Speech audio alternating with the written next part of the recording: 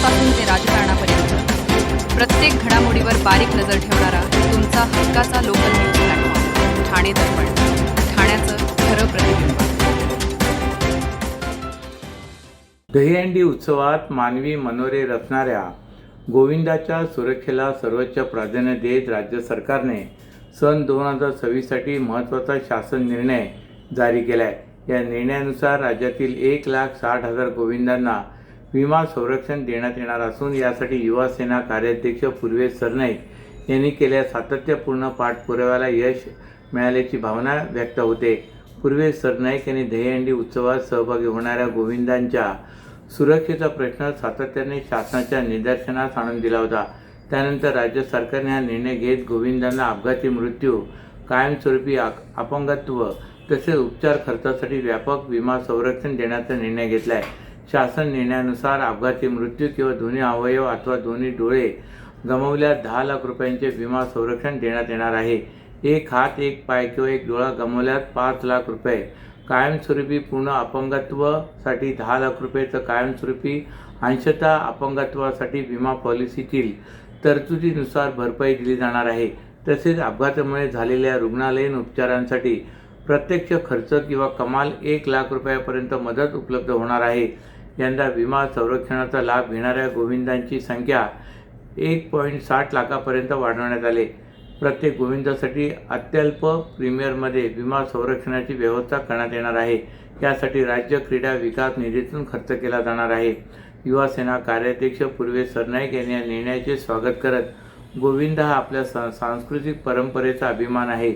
उत्सवाचा आनंद साजरा करताना प्रत्येक गोविंदाची सुरक्षा हीच आमची प्राथमिकता आहे. राज्य सरकारने घेतलेला हा निर्णय लाखो गोविंदा आणि त्याच्या कुटुंबियांना दिलासा देणारा असून यापुढेही गोविंदांच्या हितासाठी आवश्यक त्या सर्व बाबींवर सातत्याने पाठपुरावा केला जाईल असे सांगितले. ठाणे शहरात बेकायदा फलकबाजी थांबवावी यासाठी ऑनलाईन पद्धतीने या संबंधीच्या परवानग्या मिळवण्याची महापालिकेची योजना जवळपास बाळगल्यात जमा आहे. शहरातील ठराविक जागा निश्चित करून फलक उभारण्यासाठी ऑनलाईन परवानगी घेता यावी यासाठी तत्कालीन महापालिका आयुक्त अभिजित बांगर यांनी विशेष योजना सुरू केली होती. मात्र राजकीय नेत्यांच्या वरद हस्तामुळे असे फलकबाज महापालिकेने सुरू केलेल्या या विशेष पोर्टलकडे डुंकूनही फिरकले नसल्याचे चित्र आता पुढे आहे. विशेष म्हणजे बॅनर परवानगीचे ऑनलाईन पोर्टलही आता बंद अवस्थेत असल्याचे समजते. ठाणे महापालिका क्षेत्रात गेल्या काही वर्षापासून बेकायदा बॅनर लावण्याचे प्रकार वाढलेत. देशाच्या पंतप्रधानापासून ठाण्यातल्या गल्लीतील राजकारणापर्यंत कोणाच्याही वाढदिवसानिमित्ताने तसे पदनियुक्त्या तसे इतर बॅनर लावले जातात. शहरातील रस्ते, उड्डाणपूल, विद्युत खांब, चौक यासह मिळेल त्या जागी हे बेकायदा बॅनर लावले जातात. यात राजकीय पक्षांचे नेते आणि कार्यकर्ते आघाडीवर असतात. या प्रकारामुळे शहराचे विद्रुपीकरण होते. मध्यंतरी असे बॅनर कोसळून दुचाकी स्वाराचा अपघात झाला होता. या अपघातानंतर बेकायदा बॅनरबाजीकडे पूर्णपणे दुर्लक्ष करणाऱ्या ठाणे महापालिकेने विशेष मोहीम हाती घेऊन बॅनर हटवण्याची कारवाई सुरू केली. पालिकेकडून गेल्या काही दिवसांपासून ही कारवाई सातत्याने राबवली जाते. असे असले तरी ही बेकायदा बॅनरबाजी रोखण्यासाठी पालिकेने सुरू केलेली ऑनलाईन बॅनरबाजी परवानगी योजना बाळगल्याचे समोर आले आहे. महसूल मंत्री चंद्रशेखर बावनकुळे यांनी संजय गांधी राष्ट्रीय उद्यानातील 1053 एकर जमीन राखीव वने म्हणून जाहीर केली आहेत. या जमिनीवरील खाजगी व्यक्तींचा अधिकार रद्द केला आहे. त्यामुळे ठाण्यात भले मोठे काँक्रीटचे जंगल उभारण्यास आळा बसणार आहे. त्याबद्दल ठाणेकरांच्या वतीने आपण महसूल मंत्र्यांचे आभार मानत आहोत.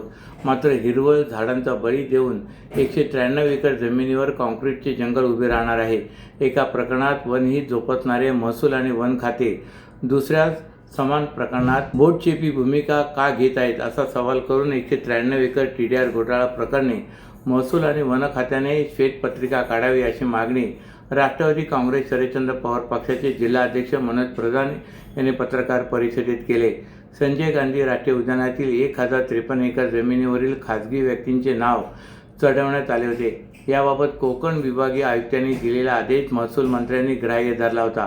मात्र पुनर्वलोकन करताना अनियमितता आढळून आल्याने तसेच वृत्तपत्रीय बातम्या, जनतेचा दबाव, आम्ही केलेला विरोध यामुळे महसूल खात्याने ठाणे महानगरपालिका निवडणूक काळात स्थगन आदेश देऊन आता या जमिनीच्या सातबारावर महाराष्ट्र शासन राखीव वने असे नाव चढवले. 1053 एकर आणि 193 एकर जमीन प्रकरणात तंतोतंत साम्य आहे. या दोन्ही ठिकाणी समान विकासकांचा समावेश आहे.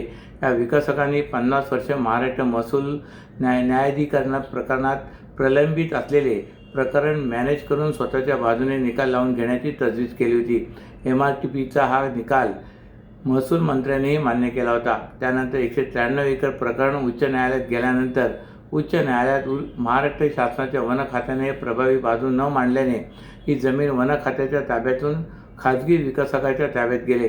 या विरोधात आम्ही सर्वोच्च न्यायालयात याचिका दाखल केले, असे मनोज प्रधान यांनी सांगितले. एसेट बॅक्ड क्रेडिट लोन, व्यवसाय आणि आर्थिक गरजांसाठी मालमत्तेवर आधारित कर्ज. कर्ज मर्यादा 5 कोटींपर्यंत, 120 महिन्यांचा परतफेडीचा कालावधी, विश्वासार्ह वित्तीय भागीदार तुमच्या प्रगतीसाठी. TJSB asset backed credit loan. TJSB सहकारी बँक लिमिटेड. भरोसे का बँक, भविष्य का बँक.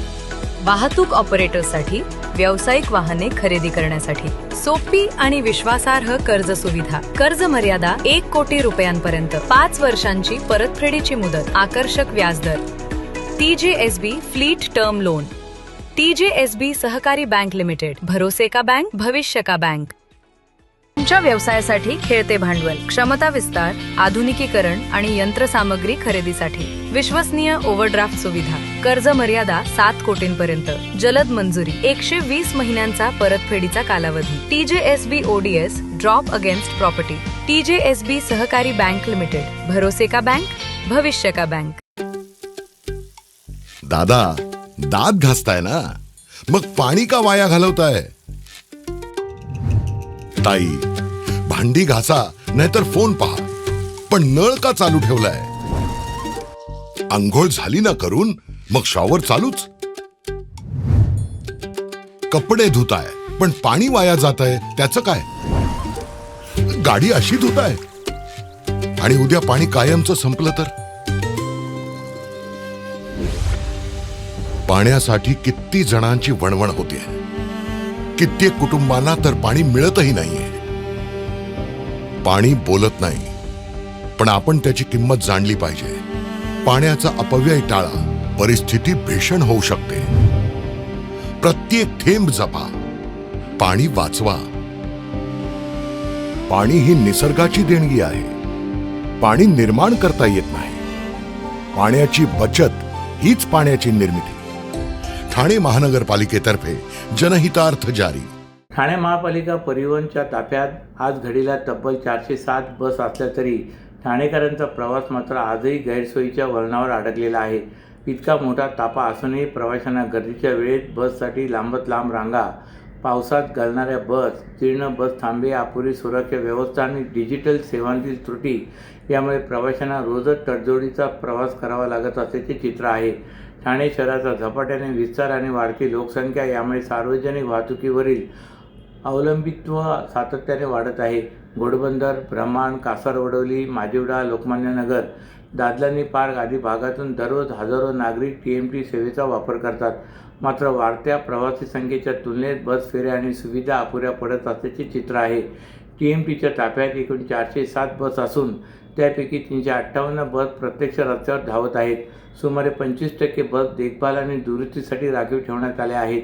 त्यामुळे गर्दीच्या वेळेत उपलब्ध बसची संख्या अपुरी ठरत असून सॅटिक पुलावरील बस थांब्यांवर प्रवाशांच्या लांबत लांब रांगा लागतात. पावसाळ्यात काही बसमधून पाणी गळणे, खिडक्यांमधून पावसाचे पाणी आत येणे यामुळे प्रवाशांना मनस्ताप सहन करावा लागतो. त्यातच सध्या केवळ 183 बसमध्ये CCTV यंत्रणा कार्यरत असल्याने सुरक्षेच्या दृष्टीने ही सुविधा अपुरी असल्याची प्रवाशांची तक्रार आहे. बसप्रमाणेच अनेक बस थांब्यांची स्थितीही चिंताजनक आहे. काही ठिकाणी बस थांब्यांचे छत गळते, काही ठिकाणी छप्परच उपलब्ध नाही, तर अनेक ठिकाणी कचरा आणि पावसाचे पाणी साचलेले असते. सॅटिक पुलावरील बस थांब्यावरही पावसाळ्यात प्रवाशांना मोठ्या गैरसोयीला सामोरे जावे लागत आहे. रंगदेवता, नाट्यदेवता आणि रसिक प्रेक्षकांना विनम्र अभिवादन करून नाट्यरसिकांसमोर उघडला जाणारा ठाण्यातील डॉक्टर काशीनाथ घाणेकर नाट्यगृहाचा पडदा आता येत्या 6 महिन्यासाठी बंद राहणार आहे. नाट्यगृहातील अंतर्गत आणि बाह्य दुरुस्ती कामामुळे या काळात प्रयोग होणार नसल्याने नाट्यरसिकांचा हिरमोड होणार आहे.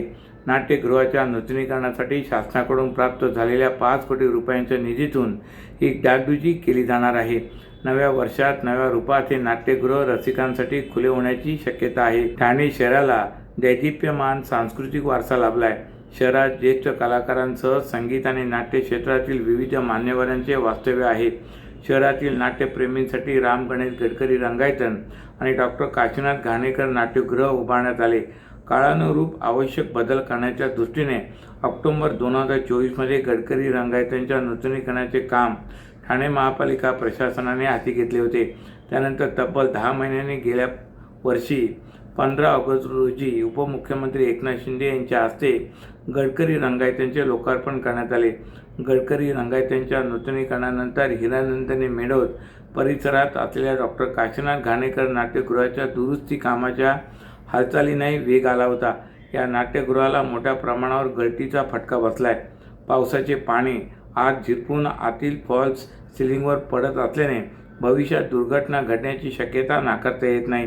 त्यामुळे नाट्यगृहाच्या दुरुस्तीचा निर्णय घेण्यात आला आहे. अशाच नव्या आणि ताज्या बातम्यांसाठी ठाणे दर्पणच्या पेजला लाईक करा आणि फॉलो करायला विसरू नका.